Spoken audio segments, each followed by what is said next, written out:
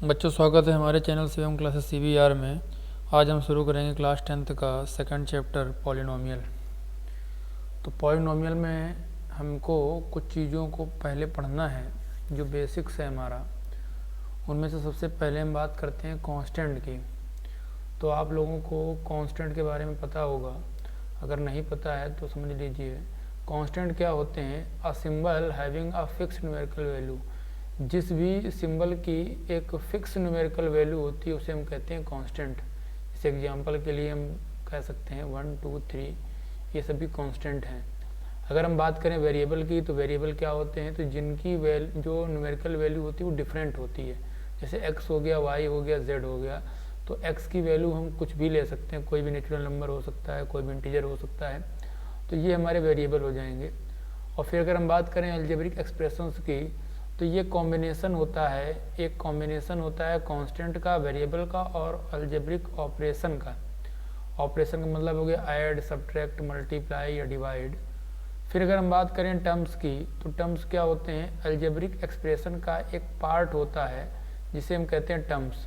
अगर टर्म को थोड़ा अलग से समझने की कोशिश करें तो टर्म क्या होता है, जैसे हम ये कह सकते हैं कि टर्म में एक होता है कांस्टेंट पार्ट, इसको हम कह सकते हैं नंबर पार्ट, कांस्टेंट पार्ट, और एक होता है वेरिएबल पार्ट। तो कांस्टेंट पार्ट का मतलब क्या है? कुछ भी हो सकता है, कोई भी नंबर हो सकता है, 1 2 3 इस तरीके से। और वेरिएबल में x y z कुछ भी हो सकता है। तो कोई भी ऐसा टर्म नहीं है जिसमें ये दोनों ना हो। जैसे एग्जांपल के लिए हम लिखना चाहें तो 3x लिखा हुआ है, तो यहाँ पे हमारा कांस्टेंट क्या है? 3, और हमारा वेरिएबल क्या है? x। दूसरा एग्जांपल अगर लें तो अगर हम सिर्फ 3 लिख दें तो आप कहेंगे यहाँ पे तो वेरिएबल है ही नहीं, लेकिन नहीं, यहाँ पे वेरिएबल x की पावर 0 है। अगर ऐसे ही हम कहते हैं कि x लिखा हुआ है यहाँ पे, आप कहेंगे कांस्टेंट नहीं है, तो यहाँ पे कांस्टेंट 1 हो जाएगा। तो ऐसे कोई भी टर्म नहीं है जिसमें ये दोनों पार्ट अवेलेबल ना हो। फिर हम बात करते हैं पॉलिनोमियल की। तो पॉलिनोमियल की जो डिफिनीसन है, तो डिफिनीसन क्या कहती है कि जो पॉलिनोमियल होता है वो एक अलजेब्रिक एक्सप्रेशन होता है जिसमें कई सारे वेरिएबल्स होते हैं और उनको सेपरेट किया जाता है ऐड या माइनस से। बस कंडीशन क्या है कि पॉलिनोमियल वे नहीं होते हैं, वे पॉलिनोमियल नहीं कहे जाते हैं जिसकी डिग्री क्या हो? निगेटिव हो, या उसकी जो मतलब फ्रैक्शनल क्या कह सकते हैं कि जो उसकी इंटीग्रल पावर है वो निगेटिव हो, और दूसरा इंटीग्रल पावर जो हो फ्रैक्शन में दी गई हो, जैसे कि 1/2, 1/3, तो हम कह देंगे वो पॉलिनोमियल नहीं है। मतलब एक नंबर में ये क्वेश्चन आपके एग्जाम में हो सकता आ भी जाए कि इनमें 4 ऑप्शन बताइए कौन पॉलिनोमियल नहीं है। तो पॉलिनोमियल वो नहीं होगा जिसकी जो इंटीग्रल पावर है, किसी वेरिएबल की पावर है, किसी भी टर्म में किसी की वेरिएबल की पावर नेगेटिव हो, या किसी भी टर्म में वेरिएबल की पावर क्या हो? फ्रैक्शन में हो। फिर बात करते हैं डिग्री ऑफ पॉलिनोमियल। तो डिग्री निकालने के 2 तरीके होते हैं। एक तरीका तो क्या होता है कि जब पूरे पॉलिनोमियल में एक ही वेरिएबल हो। अगर किसी पॉलिनोमियल में एक ही वेरिएबल है तो उस पॉलिनोमियल की जो हाईएस्ट जो पावर होगी, इंटीग्रल पावर, उसी को हम उसका डिग्री बोलेंगे। लेकिन अगर किसी पॉलिनोमियल में एक से ज़्यादा वेरिएबल हैं, एग्जाम्पल के लिए हम ऐसे लिख दें कि x² और y² plus x⁻³ plus 2x plus 4। आप पूछे कि बताइए ये हमारा एक पॉलिनोमियल है जो x और y के टर्म्स में है, तो बताइए इसकी डिग्री क्या होगी? तो हम डिग्री कैसे निकालते हैं कि यहाँ पे इस टर्म की डिग्री निकालेंगे, तो यहाँ पे x की डिग्री 2 है, y की डिग्री 2 है, तो यहाँ ऐड कर देंगे तो पूरी ओवरऑल डिग्री 4 हो जाएगी। और यहाँ पे हमारी डिग्री क्या हो जाएगी? 3 हो जाएगी ओवरऑल। और यहाँ पे क्या होगी? 2। और यहाँ पे क्या हो जाएगी? हमारी डिग्री 0 हो जाएगी। तो हाईएस्ट जो पावर है, या हाईएस्ट हम कह सकते हैं इंटीग्रल पावर है, वो 4 है। तो इस पूरे पॉलिनोमियल की डिग्री क्या हो जाएगी? 4 हो जाएगी। तो आप लोग समझ गए होंगे ये सारी छोटी चीज़ें हैं, क्लासों में जो है 9th 8th में आपने पढ़ा होगा ये सारी चीज़ें। तो फिर हम बात करते हैं पॉलिनोमियल की। तो पॉलिनोमियल की अगर हम बात करें इसके वर्ड के मीन की, तो हम ये कह सकते हैं पॉली मीन्स होता है मैनी, और नोमियल मीन्स होता है टर्म। इसका मतलब हो गया कि मैनी टर्म।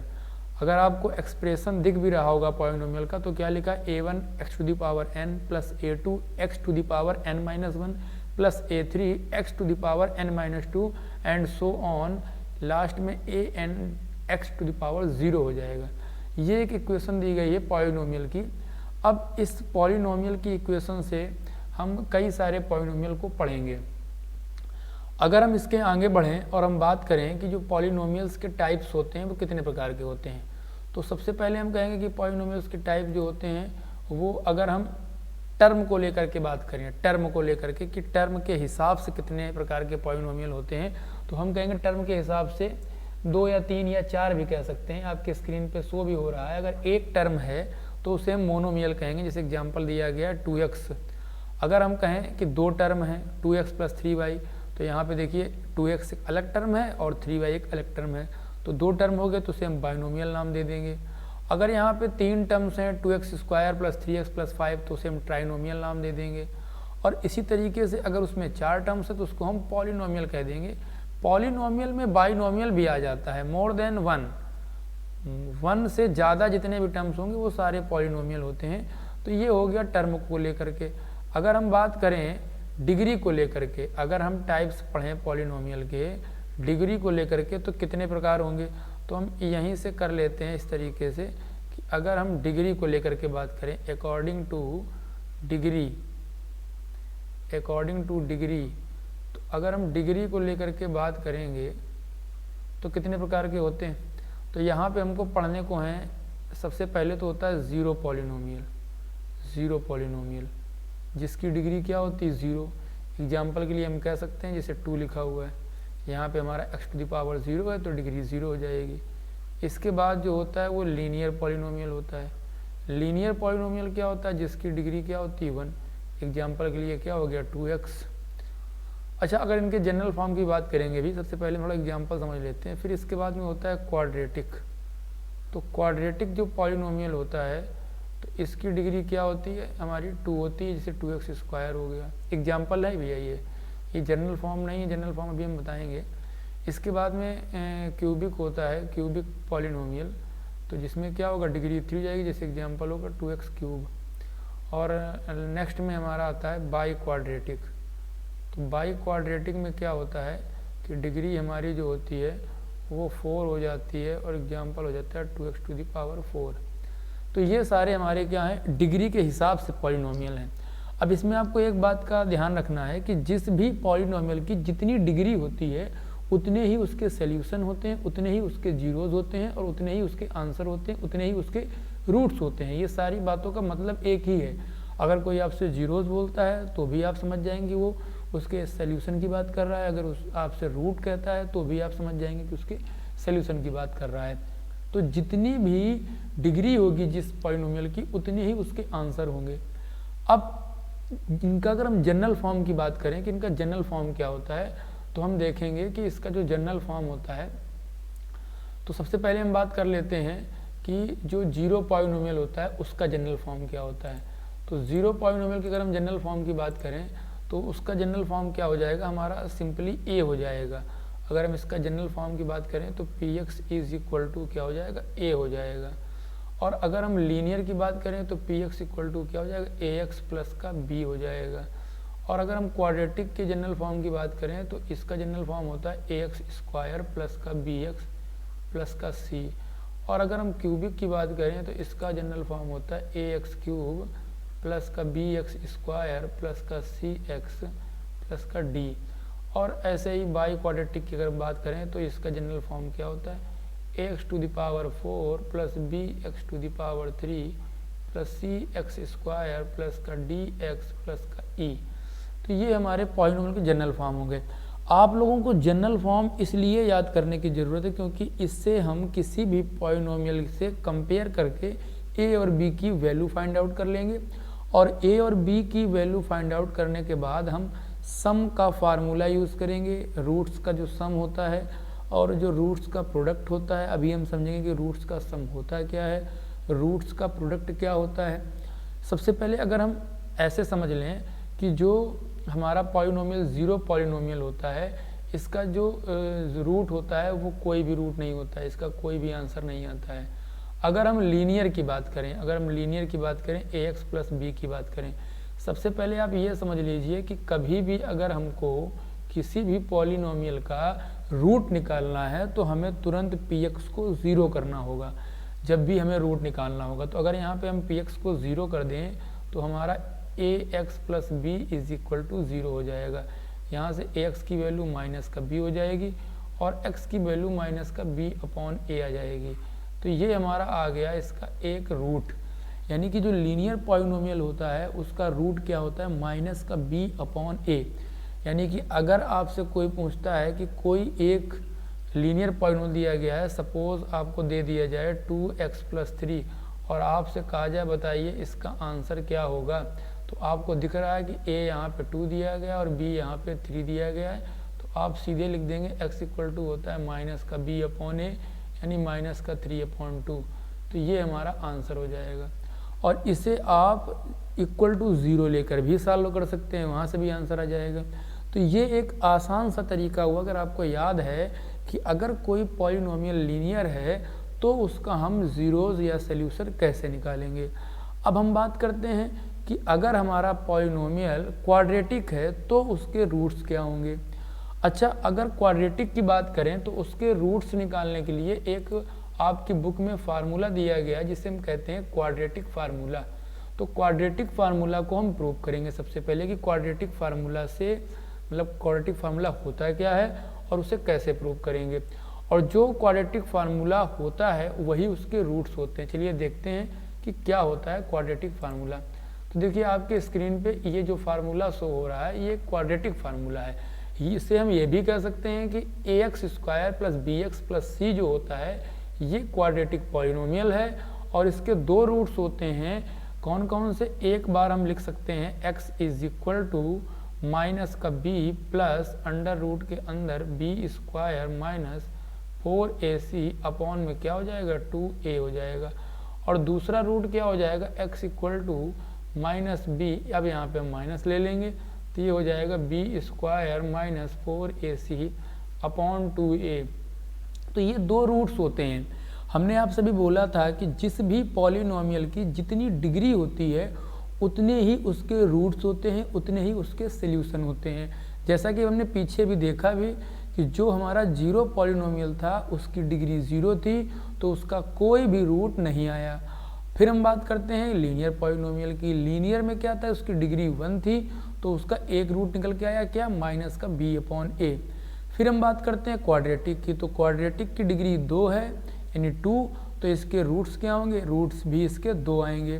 पहला रूट क्या है, माइनस का b plus under root b square minus 4ac upon 2a। दूसरा क्या है, minus b minus under root b square minus 4ac upon 2a। इस फार्मूले को हम क्या कहते हैं, क्वाड्रेटिक फार्मूला। क्या बोलेंगे, क्वाड्रेटिक फार्मूला। तो इसको हमें क्या करना है, प्रूव करना है। तो प्रूव करने के लिए क्या करना होगा, आपको देखना होगा हमने क्या कहा था, जो भी पॉलिनोमियल दिया गया होता है, हमारा पॉलिनोमियल क्या दिया गया, ए एक्स स्क्वायर प्लस का बी एक्स प्लस का सी, तो हमें क्या करना होगा, इसको 0 ले लेना होगा।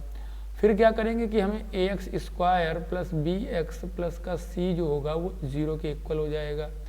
अब यहाँ से हम क्या करेंगे कि हम ए का यहाँ पे दोनों तरफ क्या कर देंगे, डिवाइड कर देंगे। तो ये हमारा क्या हो जाएगा, एक्स स्क्वायर प्लस का बी एक्स प्लस का सी इज इक्वल टू क्या हो गया, 0। अब यहाँ से a डिवाइड करेंगे तो यहाँ b अपॉन ए हो जाएगा, यहाँ पे c अपॉन ए हो जाएगा।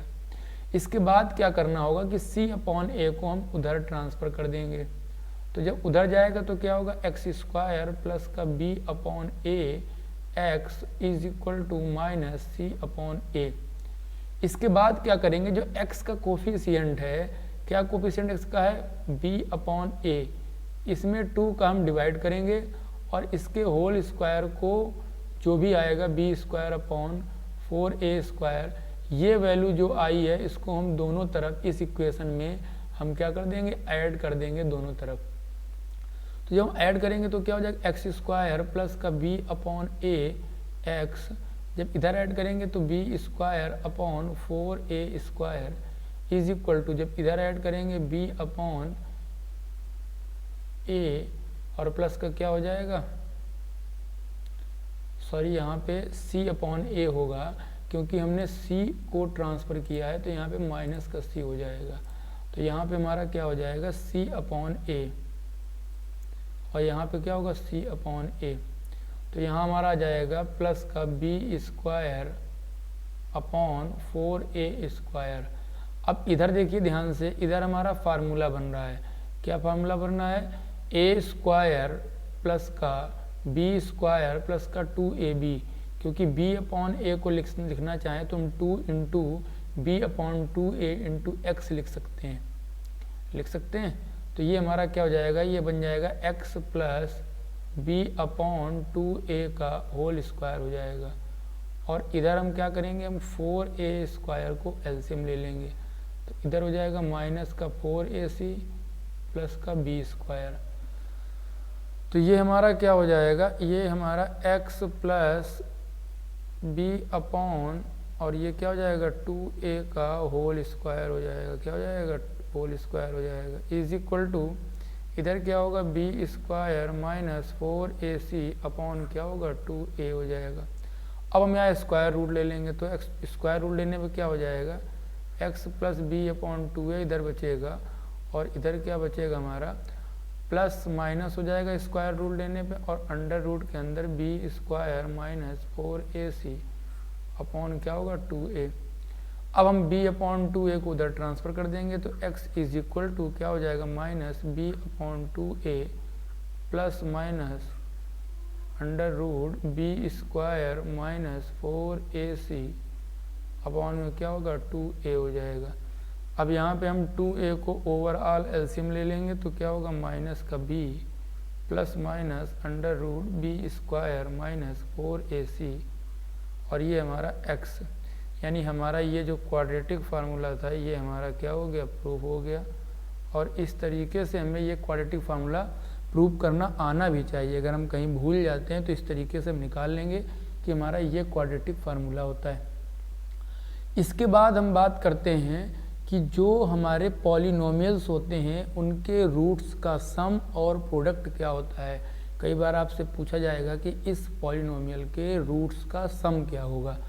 चलिए तो हम बात करते हैं नेक्स्ट जो है टॉपिक, जिसमें हम पढ़ेंगे कि जो पॉलिनोमियल्स होते हैं उनके रूट्स क्या होते हैं। तो सबसे पहले हम समझते हैं कि हमारे पॉलिनोमियल कौन कौन से होते हैं। तो ये हमें जीरो पॉलिनोमियल को यहाँ पे पढ़ने से कोई मतलब ही नहीं, क्योंकि उसके रूट्स होते ही नहीं हैं। तो लीनियर जो पॉलिनोमियल होता है ax प्लस बी, तो इसका रूट जो होता है वो अल्फ़ा होता है, और इसकी वैल्यू हमने बताई क्या होती है? माइनस का b अपॉन a। दूसरा जो हमारा क्वाड्रेटिक पॉलिनोमियल होता है ax स्क्वायर प्लस का bx प्लस का c, ये जो पॉलिनोमियल होता है तो इसके रूट क्या होते हैं? दो होते हैं, एक होता है अल्फ़ा और एक होता है बीटा। इसी तरीके से जो हमारा क्यूबिक पॉलिनोमियल होता है ax क्यूब प्लस का bx प्लस का c bx स्क्वायर प्लस का cx प्लस का d, तो इसके रूट्स क्या होते हैं? अल्फ़ा, बीटा और गामा होते हैं। इसको आप अच्छे समझिएगा, क्योंकि इससे फार्मूलों का यूज़ करना पड़ेगा हमको। तो देखिए यहाँ पे तो एक ही रूट है, तो यहाँ पे सम और प्रोडक्ट होगा ही नहीं। अगर हम यहाँ पे रूट्स का सम निकालें, सम ऑफ रूट, तो वो क्या होगा? अल्फ़ा प्लस बीटा हो जाएगा। और इसकी वैल्यू बच्चों आपको याद रखनी है कि माइनस बी अपॉन 2a होती है, सॉरी माइनस बी अपॉन ए होती है, बी अपॉन ए होती है। यानी कि जो सम होता है रूट्स का अल्फ़ा प्लस बीटा का, वो बी अपॉन ए होता है, और जो प्रोडक्ट होता है अल्फ़ा इंटू बीटा, उसकी वैल्यू होती है सी अपॉन ए। अब इसमें जब हम बढ़ेंगे क्यूबिक की तरफ, तो यहाँ पे रूट्स कितने हैं हमारे? 3 रूट्स हैं, तो alpha plus beta plus gamma, तो इनका सम क्या हो जाएगा? सम हमारा माइनस का बी अपॉन ए ही होगा। और जो प्रोडक्ट होगा, तो पहले हम 2 के पेयर का करते हैं प्रोडक्ट, यानी अल्फ़ा बीटा, बीटा गामा और गामा अल्फ़ा, और इसकी वैल्यू क्या होती है? इसकी वैल्यू हमारी हो जाती है सी अपॉन ए।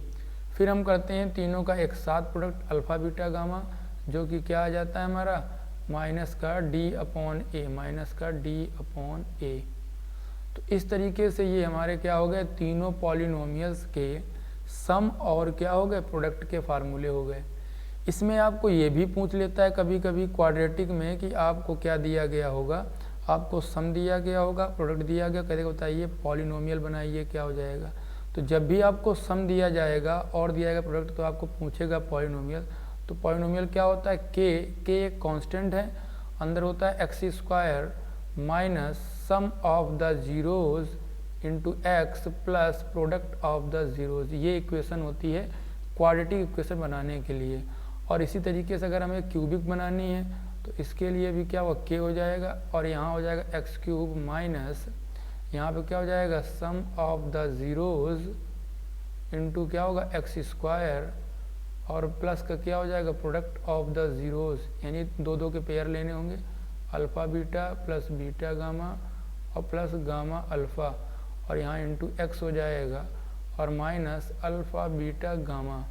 ये हमारी इक्वेशन हो जाएगी। तो ये इक्वेशन आप लोग ध्यान रखेंगे, क्योंकि जब भी किसी क्वेश्चन में आपको सम और प्रोडक्ट दिया जाएगा तो आप इस इक्वेशन में रख करके एक क्वाड्रेटिक इक्वेशन या एक क्यूबिक इक्वेशन बना पाएंगे। ठीक है। और इसमें पॉलिनोमियल में बहुत सारी चीज़ें आपको पढ़नी है ना। तो उसमें से कुछ चीज़ें ऐसे आपको जो है ये आप स्क्रीनशॉट ले लीजिए फार्मूले का।